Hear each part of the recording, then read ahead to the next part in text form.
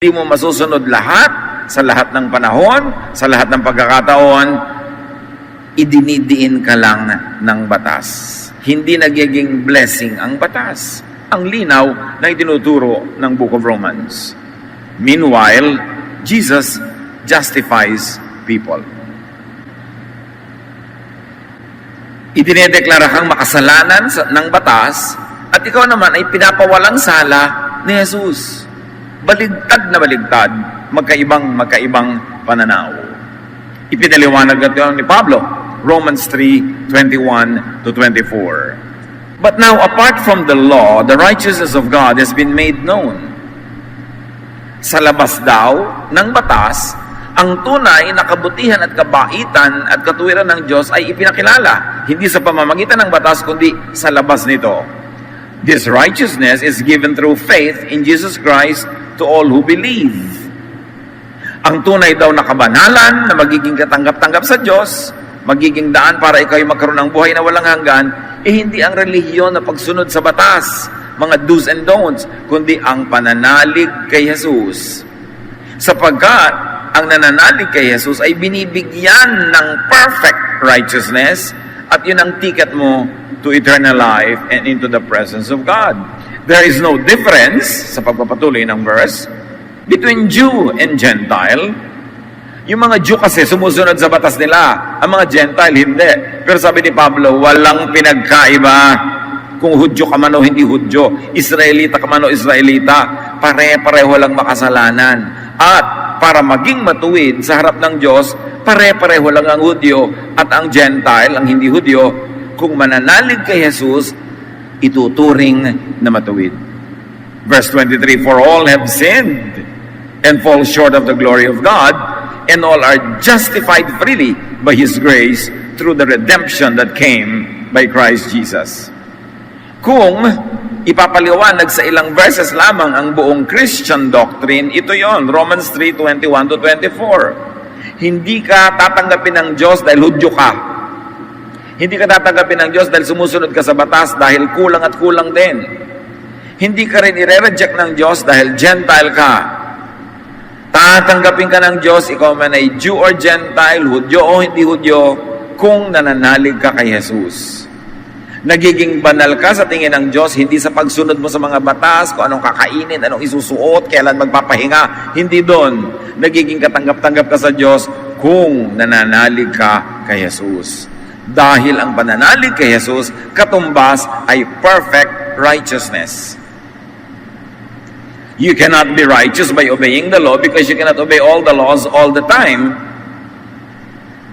But when you believe in Jesus, the Son of God, you are made righteous not by your works, but by your faith in Jesus. This is the central Christian teaching of all.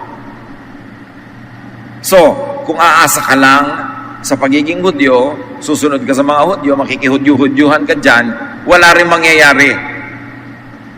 Ang mahalaga, manalig ka kay Jesus. Kasi sa pagsunod mo sa kanilang mga tradisyon, lalo ka lang nadidiin, nare-reject ka lalo. Kasi talagang hindi ka qualified. Yun lang ang lumilinaw ng lalong lumilinaw sa pagtatangka mong maging banal sa pamamagitan ng pagsunod sa mga utos. Para ka maging katanggap-tanggap kay Jesus o sa Diyos Ama sa langit, manalig kay Jesus. Magkaiba ang law at magkaiba si Jesus. Yan ang hindi malinaw sa maraming Christian Kaya ginagawa nilang bulang lang, salad, pinaghahalo nila yung law at si Jesus. Nakakalito. The law rejects and excludes people who are unable to obey it. Dahil legalistic, black or white, sumunod ka o hindi ka sumunod, at pag kinapos ka, talsik ka, puwera ka, hindi ka kasali.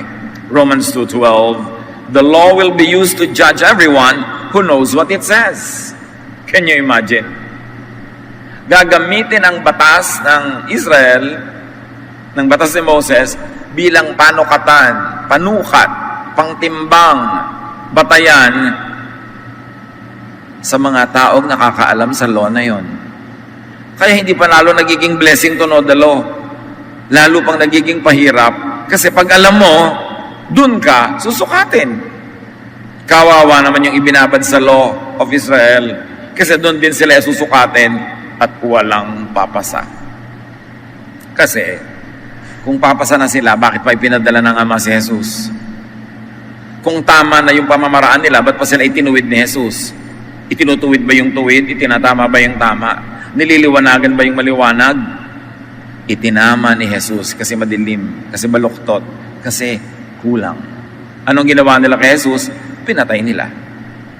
Lalong ipinakita kung gaano kalinaw na likong-liko talaga ang kanilang mga pananalig at ang kanilang mga pangangatwiran dahil nung itinutuwid sila ni Jesus, pinatay nila.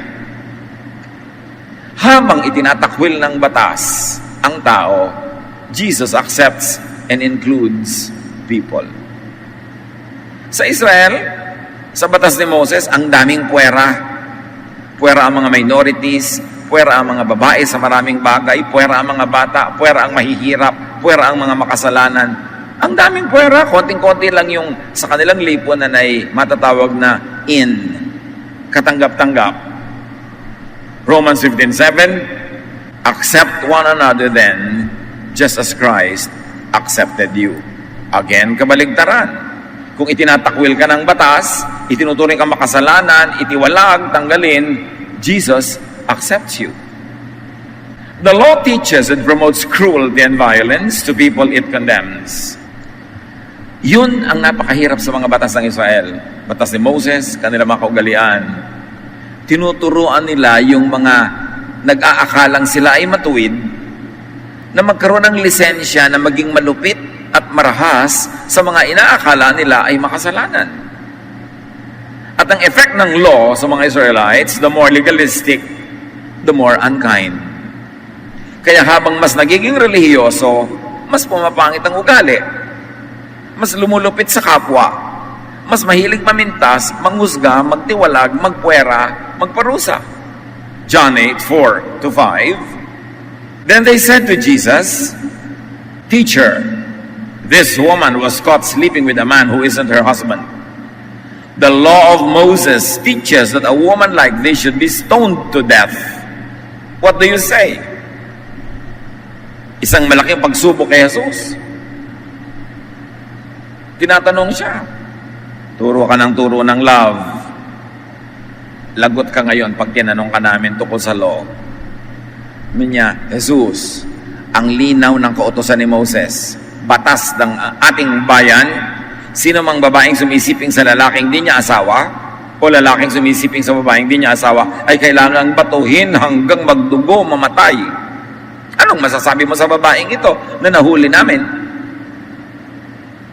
Pag sinabi ni Jesus, nabatuhin hanggang mamatay, tulad ng sinasabi ng batas nila, hindi na baliwala yung utos niya na ibig, maging mabait, mabuti sa kapwa. Kaya sabi niya, kita mo na, kinukontra mo sarili mo. Pero kung sinabi naman ni Jesus na, huwag batuhin, magkakaroon sila ng ebidensya na nilalabanan nitong si Jesus ang law of Moses, law ng kanilang bayan, constitution ng kanilang bayan, therefore pwede nilang idemanda, isakdal at patayin din si Jesus. Kaya akala nila, corner na sila ni Jesus. Kaya lang, alam naman natin sinagot ni Jesus. Sabi niya, okay, utos ni Moses, batuhin ang may kasalanan hanggang mamatay. O sige, kaya lang, dapat unang bumato yung walang kasalanan. Stroke of genius. More than Solomonic is the Jesus style. So sinagot niya ang tanong, hindi na bato ang babae, pero hindi siya naakusahan dahil ang sabi niya, kayong humusga sa sarili niyo. Yung walang kasalanan, maunang bumato. Wala namang naglakas ng loob bumato. Bakit ang lakas ng loob nilang magbumato ng kapwa? Pag tinanong naman sila, ikaw ba qualified kang hindi batuhin? Wala ka bang kasalanan? Eh alam naman ng may kasalanan sila, bakit ang hilig nila mambato? Kasi ang armas nila, law of Moses. Nagpapasama ng ugali, yung sobrang pagiging relihiyoso na walang pag-ibig. Pag-ibig ni Jesus. Mark 2:23-24, one Sabbath, Jesus was going through the grain fields, and his disciples walked along. They began to pick some heads of grain. The Pharisees said to him, Look, why are they doing what is unlawful on the Sabbath? Bukod sa 10 Commandments, dinagdagan pa ng 666 rules ng mga relihiyoso ang buhay ng Israel. At isa doon, hindi ka pwedeng pumitas ng prutas man o anong kakainin kung Sabat. Mamatay ka sa gutom, ano ngayon? Mangisay ka dyan, ano ngayon? Malunod ka, ano ngayon? Basta bawal magtrabaho, period. Kaya ang sakdal nila kay Jesus, bakit pinapayagan mo yung mga disipulo mo na pumitas ng bungang kahoy, ng mga gulay-gulay sa dinadaanan nyo, samantalang Sabat ngayon? Ang gusto ng mga Pharisees, masunod yung batas kahit magutom yung mga tao. Nabulag na sila ng kanilang pagiging relihiyoso. But Jesus teaches and promotes kindness and love to people that the law condemns. At sinagot sila doon ni Jesus tungkol sa matagal nang nangyari nung panahon ni David. Mark 2:25-27. Jesus answered, "Have you never read what David did when he and his companions were hungry and in need?" Hindi nyo ba nabalitaan ang ginawa ni David noon? At mga kasamahan niya, nung gutom na sila, he entered the house of God and ate the consecrated bread, which is lawful only for priests to eat. And he also gave some to his companions. Hindi nyo ba nabalitaan? Alam nyo to, ha? Si David, pinasok niya yung templo, yung tabernacle, yung house of God, yung tent, at kinain nila yung mga banal na tinapay na pari lang ang kumakain. Hindi naman nagalit sa kanila ang Diyos. Naging hari pa nga siya. Then he said to them, "The Sabbath was made for man, not man for the Sabbath." Binigyan kayo ng batas na magpahinga sa Sabbath kasi inaabuso nyo ang inyong mga empleyado. Inaabuso nyo ang inyong mga alipin. 7 days a week nagtatrabaho sila. Wala na silang pahinga. Kayo man, mga sobrang adik sa trabaho, pinapatay nyo ang inyong sarili, kumita lang kayo ng higit at mas marami, namamatay na ang inyong katawan, kaya inutusan kayo ng Diyos na ang ikapitong araw ay ipangiling nyo, ipagpahingan nyo. Pero yung utos na yan ay para sa inyong ikabubuti. Ngayon, kung ikabubuti nyo na may gawin, maghugas kayo ng plato, magluto kayo, kumain kayo, pumitas kayo ng prutas, hindi yun ang gawin nyo kasi yun ang mabuti sa inyo. Kaya sabi ni Jesus, ang Sabat ay ginawa para sa ikabubuti ng tao, hindi para maging amo ng tao. Kasi alam yung mga Israelita, the day before the Sabbath, niluluto na nila lahat yung kakainin nila during the Sabbath kasi bawal magluto sa Sabbath. Kaya kung hindi ka nakapagluto, sorry na lang, manigas ka sa gutom, Sabbath kasi. Pagka nalunod ka bigla, Sabbath, ay walang sasagip sa'yo kasi Sabbath, trabaho yun, bawal. Sabi ni Jesus, alam nyo ba na kaya kayo binigyan ng ganyang batas? Dahil sa pag-ibig ng Diyos, dahil mahal kayo, para kayo magkaroon ng araw ng pahinga. Pero option nyo na yon kung ipagpapahinga nyo or not. Kasi inoobliga kayo ng mga amo nyo na magtrabaho, pinalaya kayo ng Diyos. Pero kung pipiliin nyo pa rin na may gawin kayo, option nyo yon. Para sa inyo ang Sabat, hindi laban sa inyo. At hanggang ngayon, may mga tao pang makikipagyera, papatay o makikipagpatayan para ipagpilitang wala kang dapat gawin sa Sabat. Ang linaw-linaw na nga na sinabi ni Jesus.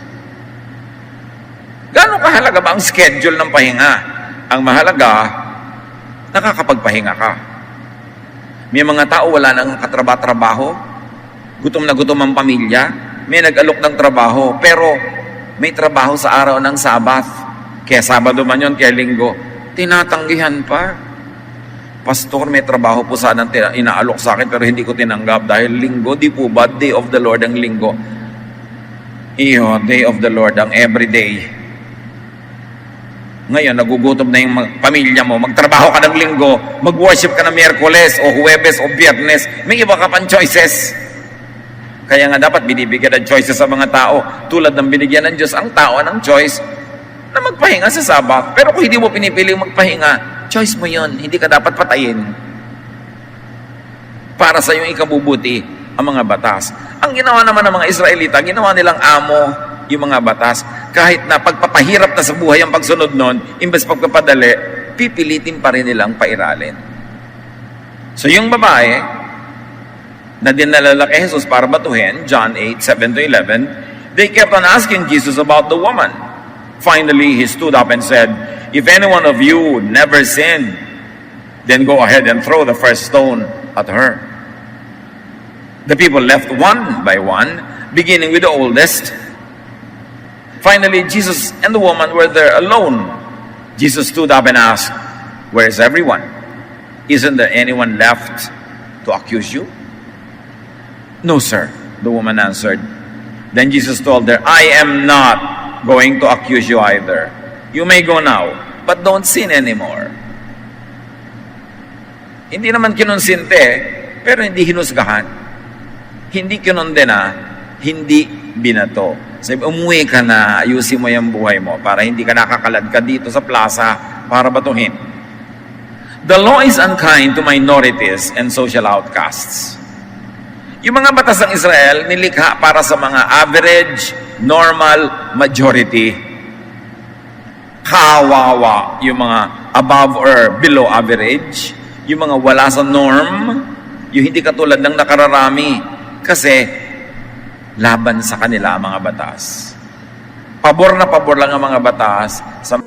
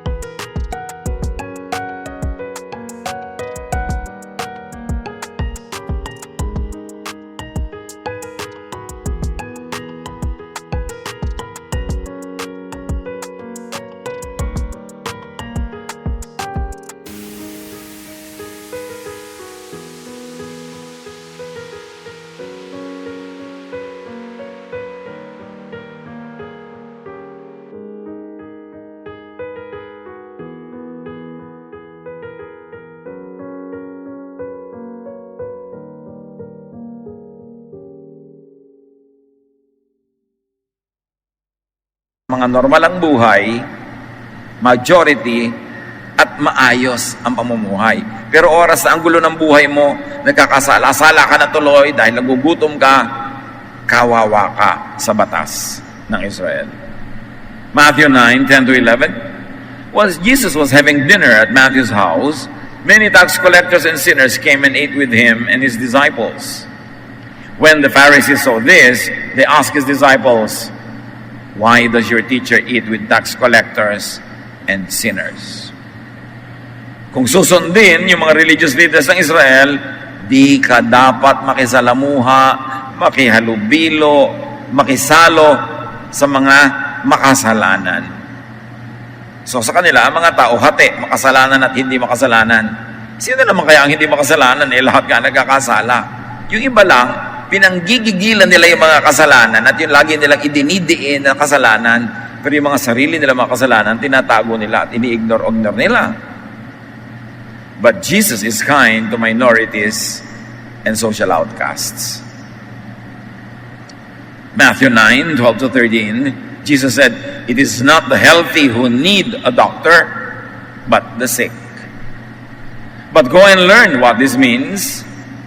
I desire mercy, not sacrifice. For I have not come to call the righteous, but sinners." Yung mga pare ng Israel, yung mga religious leaders nila, sacrifice ang sacrifice. Nagbabarbecue ng mga hayop para yung usok i-sacrifice. Patay ng mga hayop, nagpapatulo ng mga dugo, sacrifice, sacrifice, sacrifice. At marami silang personal sacrifices. Hindi sila kumakain ng ganito, hindi sila kumakain ng ganun. Ang dami-daming batas, puro pagtitiis, puro sakripisyo. Sabi ng Diyos, hindi ako na-impress sa sacrifices. Hindi yan ang hanap ko sa inyo na mag-offer kayo na mag-offer ng barbecue sa akin. Hindi ko hinahanap na pahirapan nyo ang inyong sarili, gutumin nyo ang inyong sarili, magtiis kayo na magtiis. Hindi yan ang gusto ko. Ang gusto ko, maging mabait kayo sa kapwa. It is not sacrifice that I seek, but mercy. Ang gusto kong makita sa inyo, mahabagin kayo sa mga taong kahabag-habag, sa mga kawawa, sa mga nagkakamali, sa napapariwara, sa dahil sa hirap, binebenta na ang sarili. Dahil sa pagkalito, nagkakawindang-windang ang buhay. At sa pagkakawindang-windang nun, lalo nagkakagiba-giba ang buhay niya. Gusto ko, kayong mga relihiyoso, makitang naaawa sa kanila. Hindi. Ang gagaling niyong magsakripisyo, ang gagaling niyong magritual, ang gagaling niyong magdasal, ang hahaba. Pero hindi naman kayo mabait. Hindi yan ang hinahanap ko sa inyo. Yan ang sabi ni Jesus. Anong akala niyo sa Diyos? Nasusuhulan ng mga barbecue? Natutuwa pagka nagugutom ka, ayuno ka ng ayuno? Pag may nakatapak naman sa paa mo, minumura mo? Dasal ka pa ng dasal kahit sa jeep? Pag may nakabangga sa'yo, kung irapan mo, kulang na lang, lamunin mo ng buo. Sabi ni Jesus, hindi impressive sa Diyos yung mga ganyang drama.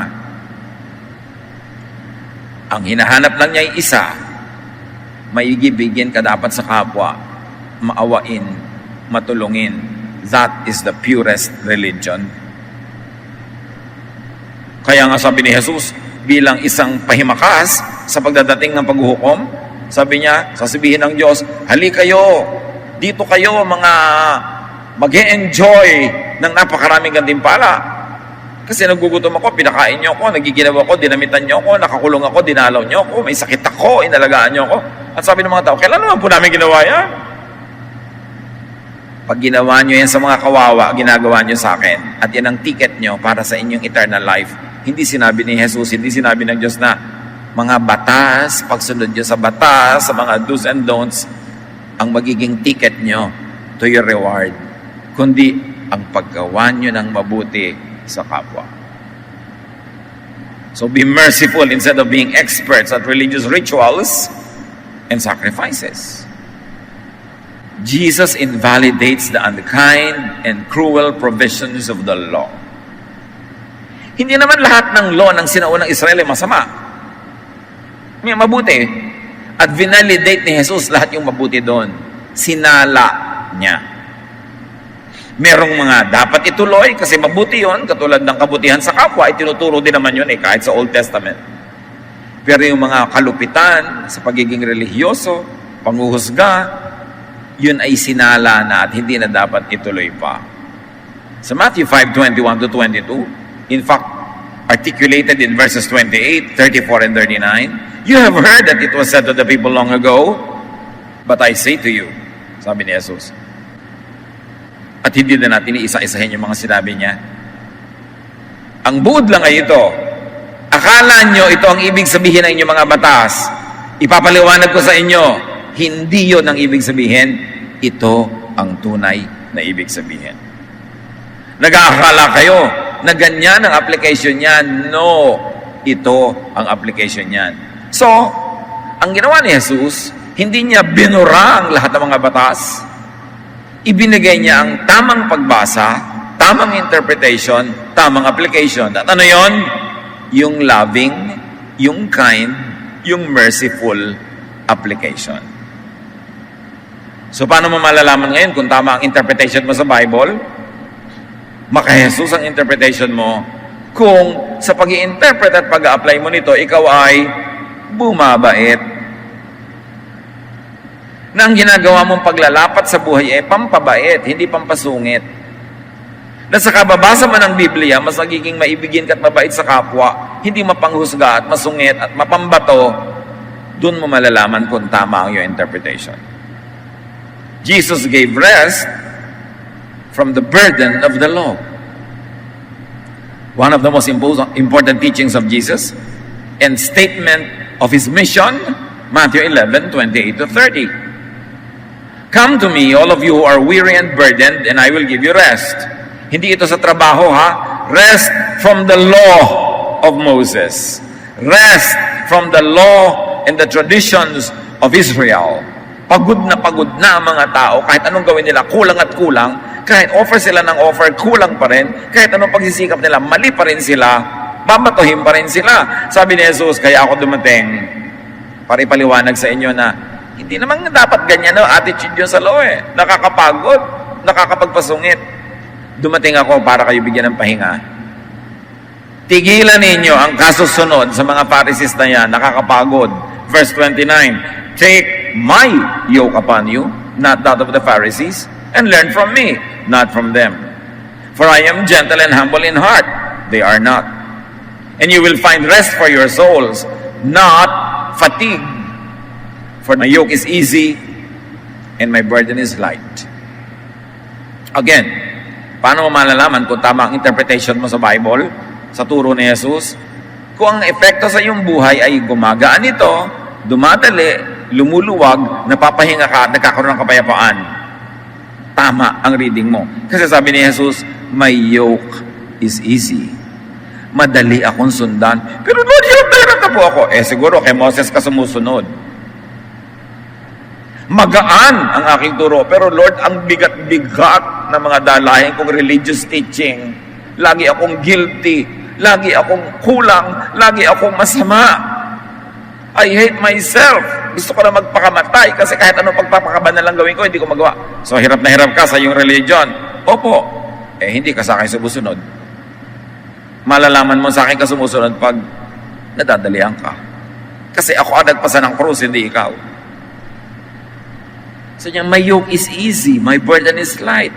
Pero pagod na po ako sa religion ko. Hindi ka sa akin sumusunod because I came to give you rest. Hindi para kapagurin. Ito pahinga ng espiritu hindi pahinga ng katawan. Kasi kung minsan sa paglilingkod mo sa Diyos, talaga napapagod ang katawan mo. Pero ang espiritu mo dapat panatag. Nakapahinga ang loob mo. Payapa, tiwasay. Yun ang binibigay ni Jesus. Pero pag lagi kang sinusurot ng law, lagi kang kinokondemn ng law, hindi ka talaga mapapahinga.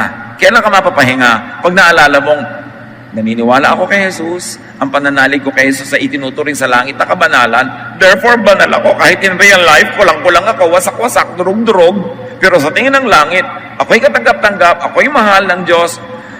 Ay, nakakapahinga yata yun. Kaya mapapahinga kay Jesus. Kaya ka natin itinuturo si Jesus, mga kabatid. Kaya tayo puspusan ang pagtuturo tungkol kay Jesus para yung mga pagod sa religion, mapahinga. May kilala ba kayo na napaka-religyoso, tapos pagod na pagod? Tapos nakakapagod din siyang kausap, nakakapagod siyang kasama, kasi nakakapagod ang kanyang interpretation at paniniwala. Laging umuwi sa bangayan, awayan, debate, hindi yun galing kay Jesus. Kaya dapat puspusan tayo magturo ng tunay na pagiging maka-Jesus. Yung maibigin, mapagpatawad, nakaka-relaksyon, nakakapahinga sa iyo at sa kapwa. Bagamat maraming itinuwid si Jesus sa kabaluktutan, paniniwala nila at interpretation ng law, Jesus also validated the kind and loving provisions of the law. Kasi may mga kind and loving provisions din naman Marami ding turo sa charity, kindness, goodness, even the Old Testament. Pero dapat nga salain mo sa pamamagitan ni Jesus kasi merong mga hindi na dapat ituloy kasi pinigil na yun ni Jesus. Para ang tao mapahinga. Kaya sabi niya sa Matthew 5:17, do not think that I have come to abolish the law or the prophets. I have not come to abolish them, but to fulfill them. Sasabihin na naman ng mga legalista, mga Pharisee, kita nyo na, fulfill ni Jesus ang law. Hindi lahat. Sinala niya, merong itutuloy at merong hindi na. Jesus defines the essential application of the law, and that is love. That is the Jesus filter. Love. Pag hindi loving ang application, wag nang i-apply. Pag hindi nakakapagpabait, wag nang sundin. Pagka nakakapagpabangis, nakakapagpalupit, wag nang pairalin. Kasi may filter nang inilagay si Jesus. Kasi kung lahat tuloy din naman as usual, ba't pa dumating si Jesus? Sayang naman ang pagod niya. May ginawa siya talaga. At yun ang dapat natin maunawaan. Sinala niya ang lahat ng kalupitan, nakapagpapahirap, nakapagpapapagod, nakakapagpapangit ng ugali ng mga kautosan. Matthew 22:35-40. An expert in the law tested him with this question. Teacher, what is the greatest commandment in the law? Magandang tanong. Sa dinami-rami-rami ng law, alin ba ang pinakadakila na dapat unahin? Jesus replied, love the Lord your God with all your heart and with all your soul and with all your mind. This is the first and the greatest commandment. And the second is like it. Love your neighbor as yourself. All the law and the prophets hang on these two commandments. Sabi niya, ang dami po nating batas. Alin ang dapat unahin? Huwag kayo malito. Dalawa lang ang batas, pagkamukha pa. Ibigin mo ang Diyos, higit sa lahat. At ibigin mo ang iyong kapwa tulad ng pag-ibig mo sa iyong sarili. Lahat ng mga batas diyan nakasabit. Pag hindi nakasabit diyan, ilaglag. Lahat ng sinasabi ng batas, lahat ng pag-implement ng batas, pag-interpret ng batas, dapat loving. Pag hindi loving, walang sinasabitan, ilaglag. Without love, the law falls down. Malinaw yon. And then Jesus teaches a new law. Love and acceptance of people. Kung yung dating tradisyon nila ay mapanghusga at mapagtiwalag, mapagpatalsik ng tao, ang itinuro ni Jesus, ibigin, mahalin, tanggapin ang kapwa dahil lahat kayo tinatanggap ng Diyos. John 13:34-35, a new command I give you, love one another as I have loved you. So you must love one another. By this, everyone will know that you are my disciples if you love one another. Sabi niya, makikilala na kayo'y tagasunod ko kung kayo'y maibigin. Hindi kung mahaba ang inyong palda, mahaba ang inyong buhok, hindi kung itong version lang na ito ang Bible nyo, hindi kung ganito kayo paraan binautismo, hindi kung ganito ang kinakain nyo, hindi kinakain. Sabi, hindi yan ang pagkakakilanlan ng mga tunay kong alagad. Ang pagkakakilanlan na ito, kung nagmamahalan kayo. It's very revolutionary. Noon, kahit hanggang ngayon. Kasi maraming mga tinatawag ng sarili na Kristiyano, pero actually follower ni Moses. Follower ng mga Pharisees. Kaya nakakalito tuloy ang Kristyanismo. Sabi tuloy ni Gandhi, I like your Christ, but I do not like your Christians. Sabi kasi ibang-iba naman ng mga Kristiyano kay Kristo. Ang lalakas ng loob niyong tawagin ng mga sarili niyong Kristiyano, eh hindi naman kayo maibigin. Kaya sabi niya, wala akong problema kay Jesus. Gusto ko siya. Pero yung mga Kristiyano, ayoko. Sabi ni Mahatma Gandhi, kasi ang sasama ng mga ugali niyo. Jesus kayo ng Jesus, pero ang buhay niyo naman hindi. At hindi niya kinokondem yung mga personal sins like nakakasala ka, nagkukulang ka sa buhay. No, kundi yung sin of religiosity, the sin of self-righteousness, judgmentalism, and condemnation of others. So Jesus gives a filter through and by which godliness is to be observed and taught. Love. Meanwhile, Paul, one of Christianity's best theologians, Paul has his teachings on the law and Jesusness. Ano ang mga sinasabi ni Paul dyan? Paul redefines the law by and through Jesus and Jesusness. Galatians 3:10-11. Anyone who tries to please God by obeying the law is under a curse. The scriptures say everyone who doesn't obey everything in the law is under a curse.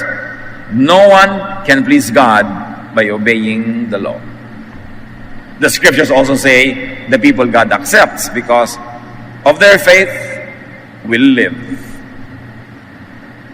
Sino man sa inyo ang nagtatangkang bigyan ng kasiyahan ng Diyos sa pamamagitan ng pagiging legalistic, pagsunod sa mga batas, nako, daig nyo pang isinumpa. Bakit? Kasi hindi nyo naman masusunod lahat yung batas na yan eh. Mabibigo kayo araw-araw, kawawa lang kayo. Dahil sabi sa kautusan, sino mang hindi sumusunod sa lahat ng batas, ay nasa sumpa, isinumpa. So pag sa batas kayo kakapit at susunod, isinumpa kayo. Walang makakapagbigay ng kasiyahan sa Diyos kung dadaanin sa pagsunod sa batas dahil wala namang nakakasunod ng lahat ng batas sa lahat ng oras. Ang mga taong tatanggapin ng Diyos ay tatanggapin niya dahil sa kanilang pananalig, hindi dahil sa kanilang performance. Galatians 3:13, but Christ rescued us from the law's curse when He became a curse in our place. Iniligtas tayo ni Jesus sa sumpa, nung tinanggap niya sa sarili ang sumpa, siya ang namatay, daig pa niya ang sinumpa, Inako niya ang ating lugar na iligtas niya tayo. At paano ka ngayon maliligtas? Paano ka ngayon matatanggap ng Diyos? Paniwalaan mo si Jesus. At ang lahat ng ginawa niya, ikaw ang beneficiary. That's why the righteous will live by faith, not by works, not by obeying the law. Galatians 5:1, Christ has set us free. This means that we are really free. Now hold on to your freedom and don't ever become slaves of the law again. May mga kinakausap kasi dito, mga taga-Galatia. Tinuruan ni Pablo, kay Jesus, pag nanalig kayo, ligtas na kayo sa mga batas. Daig nyo pa ang sumunod sa batas. Pagtalikod ni Pablo, may mga dumating na Hudyong naging Kristiyano at itinuturo sa mga taga-Galatia, nako, hindi kayo maliligtas kung hindi kayo magpapatuli. Kahit matatanda na kayo, dapat kayo magpatuli, maging Hudyo kayo. Kailangan ito, hindi nyo kainin. Kailangan kainin nyo ito. Kailangan sundin nyo mga batas ng mga Hudyo. Hindi kayo pwede maging Kristiyano na hindi kayo maging Hudyo muna. Kaya nung mabalitaan natin ni Pablo, siya galit na galit. Nanggagalaiti siya. Sabi niya, if anyone comes to you with the gospel, aside from the gospel we taught you, let that person be eternally condemned in hell. Sabi niya, kahit sino pang dumating sa inyo, kahit galing sa langit, galing sa impyerno, pag ang itinuro sa inyo ay kaligtasan sa pamamagitan ng pagsunod ng batas, isumpan niyo siya, sapagkat hindi yan ang naging kamatayan ni Jesus. Namatay si Jesus para iligtas kayo sa batas, hindi para kayo itali sa batas. Tapos Kristiyano na kayo, itatali na naman nila kayo sa batas. Ba't pa kayo naging Kristiyano?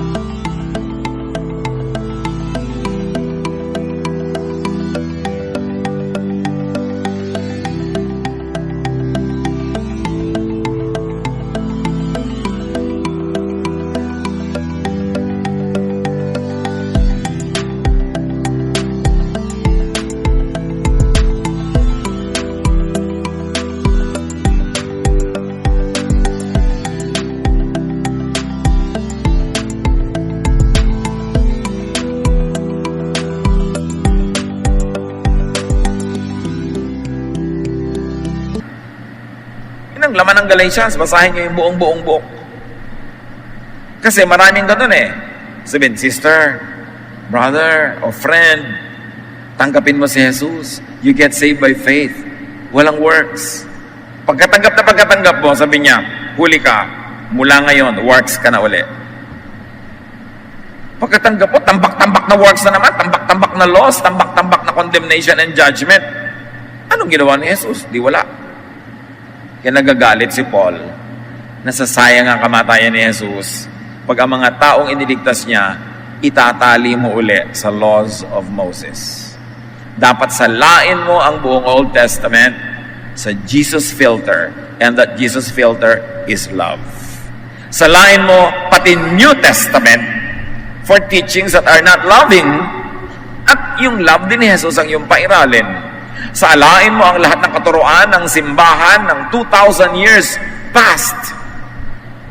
Lahat ng kaugalian ng protestante, katoliko, anumang sekta na tumatawag kay Kristo, salain mo pa rin sa love of Jesus. At pag hindi pumapasa, hindi loving, hindi nagpapabait, sa isang tabi mo na lang, dahil yun ay isang tabi ni Jesus, para tayo mapahinga, para tayo mailigtas, hindi lang sa impyerno, kundi sa hirap ng pagpapasa ng relihiyon na hindi mo namang kayang pasanin. Kaya siya ay tagapagligtas. Napakabait, napakabuti ng Diyos Ama na ipinakilala ni Jesus. Ang ipinakilala ng mga pari sa Israel, ng mga Pharisees, nila Moses, Diyos na napakahigpit, napakasungit, laging nagagalit, lagi kang masama. Kaya itinuwid ni Jesus yon. Sabi niya, yes, nagagalit ang Diyos sa kasalanan, pero sa akin na nga ibinunta ng galit para huwag na kayo maparusahan. Mahal kayo ng Diyos, maliligtas kayo hindi sa pamamagitan ng pagsunod ng mga utos tayo ng mga pare. Sa pagtanggap kay Jesus, itinuturing kayo ng Ama sa langit na banal, Kaya mag-relax kayo, magpahinga kayo. Yan ang dala ko sa inyo. Peace. My peace I give to you. My peace I live with you. I give to you a peace that the world does not give. Because I give to you peace that is free, libre. Salvation is free, but it is not cheap. Because Jesus paid for it with His blood. Paul invalidates the unjust provisions of the law. Isa pa na nag-second demotion si Paul kay Jesus. Lahat ng hindi loving provisions of the law, isa-isang tabi na lang, huwag niyong pagpakamatay ang sundin o ipasunod sa iba. Galatians 5, 2-4, I, Paul, promise you that Christ won't do you any good if you get circumcised. If you do, you must obey the whole law. And if you try to please God by obeying the law, you have cut yourself off from Christ and His wonderful kindness. Ito yung binabanggit ko. May mga nag-preach ng gospel sa mga Gentile. Alam nyo, the Gentiles don't get circumcised. The Jews get circumcised. The people of the book, like the Muslims, they get circumcised because they share traditions, old traditions with Israel. But the Gentiles, no. So may mga Hudyo na naging Kristiyano na nag-preach sa mga Gentile, tinanggap si Jesus ng mga Gentile, pero sabi ng mga Hudyong Kristiyano, dapat di kayo magpatuli. Hindi kayo maliligtas pag hindi kayo nagpatuli. Kaya si Paul na naman ang gagalaitin na high blood. Ako, si Pablo, pinapangako ko sa inyo, isinusumpa ko. Pag nagpatuli kayo, kailangang sundin nyo, hindi lang yon. Lahat ng 10 Commandments and 610 misvots. At pag hindi nyo nasunod lahat yon, lagot kayo, condemned kayo. So, ba't kayo magpapagod na sumunod sa isa? Hindi nyo masusundan lahat.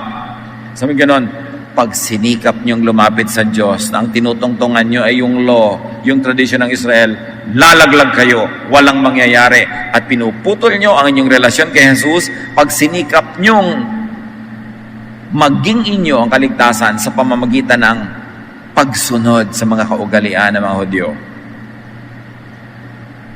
Itinatakwil nyo si Jesus, ang kabutihan ng Diyos na nagbibigay ng libreng kaligtasan, kung dadaanin nyo sa pagsunod sa mga batas ng Israel ang pagtungo sa Diyos. Inignore nyo yung elevator, libreng sumakay, pinipilit yung akyatin yung bangin na matarik, laglag kayo ng laglag, hindi kayo makakarating sa taas, kaya binigyan na nga kayo ng elevator Kaya salvation na nga is by grace, not by works, because by works, you cannot achieve it. Galatians 5, 5-6, but the Spirit makes us sure that God will accept us because of our faith in Christ. If you are a follower of Christ Jesus, it makes no difference whether you are circumcised or not. All that matters is your faith that makes you love others. Pag tunay kang naniniwala kay Jesus, hindi mahalaga kung tuli ka o hindi. Hindi mahalaga kung kumakain ka ng kosher o hindi kosher. Hindi mahalaga kung kumakain ka ng alamang o dinuguan, o walang puto o may puto. Hindi mahalaga kung nagbebelo ka o hindi. Mahaba ba ang iyong buhok dahil babae ka, hindi ka nag-aalahas. Hindi mahalaga lahat yan. Ang mahalaga ay nananalig ka at ang patunay ng pananalig na ito, mapagmahal ka, maibigin ka. Hindi nakukuha sa damit, sa suot, sa hindi kinakain. Walang kwenta yan sa Diyos. Sabi ni Pablo. Ang tinitingnan lang, mabait ka ba? Mapagmahal ka ba? Because God is love. So Paul, nakikisecond demotion kay Jesus, teaches the law and the supremacy of love. Galatians 5:14, all that the law says can be summed up in the command to love others as much as you love yourself. Pag sinabi mo, kaya ko bang sabihin ang lahat ng law in one sentence? Pwede. Love others as you love yourself. 1 Corinthians 13:13, maraming mga magagandang mga ideya, mga katangian, inisa-isa ni Pablo, pero sabi niya, for now, there are faith, hope, and love. But of these three, the greatest is love. Because when you love, your sins get covered. Pag umiibig ka, yung minamahal mo, napapatawad ang kasalanan niya, at kasalanan mo rin napapatawad, kasi may bigin ka. Pero legally, ang dami-dami mong kabanalan, pero hindi ka maibigin, sayang lang. Paul defines and operationalizes love. Paano nga ba nagagawa yung love? Sabi niya sa Galatians 5:13, my friends, you were chosen to be free. So don't use your freedom as an excuse to do anything you want. Use it as an opportunity to serve each other with love. Yun. Maglingkod kayo sa isa't isa. Magtulungan kayo. Yan ang gustong makita ng Diyos. At yan ang magbibigay sa inyo ng gantimpala sa kabilang buhay. Kumisan, nagdudugo na siguro ang tenga nyo sa katiteach natin tungkol sa love Paulit-ulit. Pero tinatabla na kaya tayo sa kauulit. Nakakamalat na rin ulit-ulitin ito. Pwedeng ipagpasawalang bahala. Kailangan ulit-ulitin hanggang sumuot sa kabula-bulaluhan ng ating utak. Are you ruled by law or love? Pag may nakikita kayong kapwa nyo na sa tingin nyo, Kristiyano, nagkakasala, anong umiiral sa inyo? Pag-ibig, pagkaawa, pagkahabag, o law? Dapat itiwalag. Dapat disiplinahin. Dapat pagalitan. Dapat ipahiya. Dapat sitahin. Yun ang umiiral o yung kawawa naman ng babaeng ito. Ba't niya binibenta ang kanyang katawan? Wala na kaya siyang maibentang prutas? Wala ba siyang maibentang halaman? Wala ba siyang maibentang gulay o ulam? Bakit katawan niya ang binibenta niya?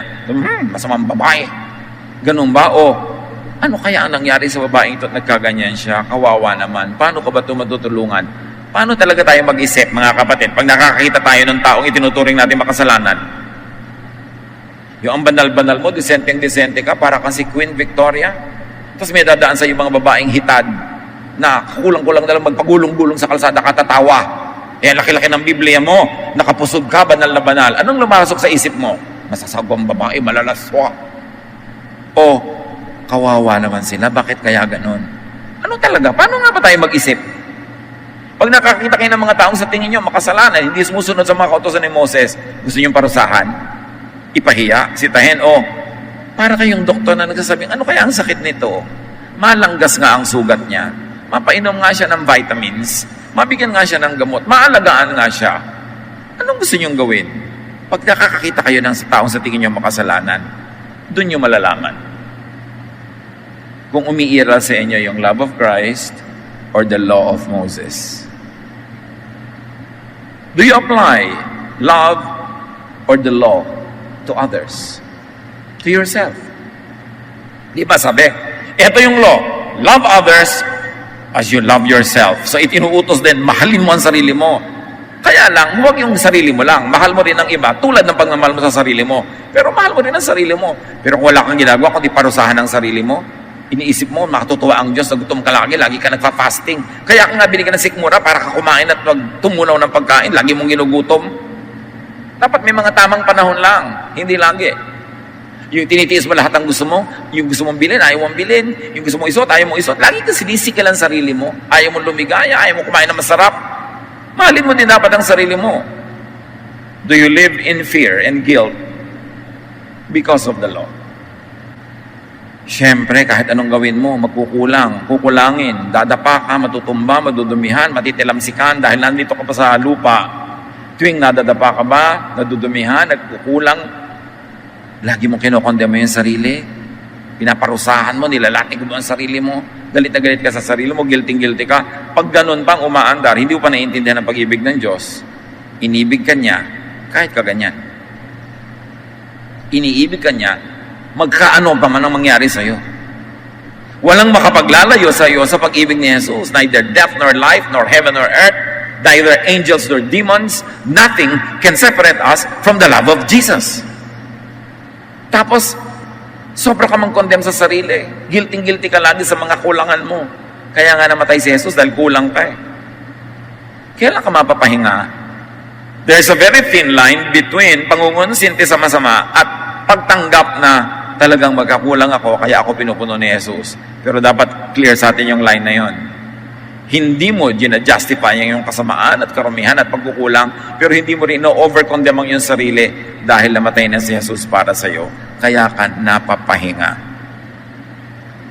When you are commanded to love, it's not only to love others, but to love them as you love yourself. Mahal ka ng Diyos. Ayaw niyang mabuhay ka sa guilt. Alam niyang kulang ka. Hindi ka niya nahanapan ng perfection. Kaya nga namatay si Jesus para sa iyo. Hinahanapan ka lang niya. Sabi niya sa babae, sin no more. Improve. Keep improving. But don't kill yourself with over-expectation because you cannot be perfect this side of eternity. Kaya tayo may Savior. Huwag natin gamitin yun para pangungunsinte sa sarili. Gamitin natin yun para sa pag-unawa sa kapwa. Is your spirit free, peaceful, and at rest? Because you understand? Because you live by the love of God through Jesus? Malaya ba tayo na maging totoo sa sarili? Ay, nagkamali ako, Lord. Nagkamali ako. Sorry talaga. Pero you remember that I am dust. Hindi ko gagawing katwiran na I am dust para lalong magpakagulong-gulong sa dust. Pero tuwing hindi ko na kayang tumayo, natumba ako, aalalahanin ko, you remember that I am dust, and you love me nevertheless. And because of that, I will have peace. Not because I deserve it, but because you are giving it to me for free. All the more that I'm indebted to you, and that indebtedness I will express by loving others.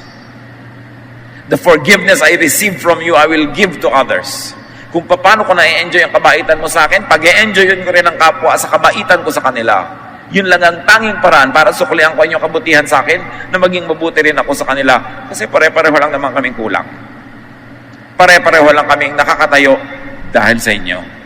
So, sino ako para manghusga sa mga nakatumba at gumugulong? Panapanahon lang naman yan. Baka nakatayo ako ngayon, bukas ako naman yung gumugulong. So bakit ko sila susukatin sa pamantayang kung ako sukatin, babagsak din ako? Do to others what you want others to do. Unto others what you want God to do unto you. 1 Peter 4:8. Above all,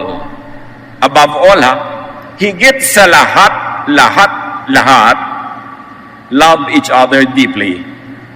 Because love covers over a multitude of sins. The original rendition in Greek can be read two ways. Pag maibigin ka, nabubura ang kasalanan ng iniibig mo. At pag maibigin ka, nabubura ang kasalanan mo. Pwedeng basahin both ways in Greek. Yung because love covers a multitude of sins. Rest in God's love through Jesus. Sabi ni Jesus sa Matthew 11:28-30, magandang ulitin at memoryahin. Come to me all of you who are weary and burdened, and I will give you rest.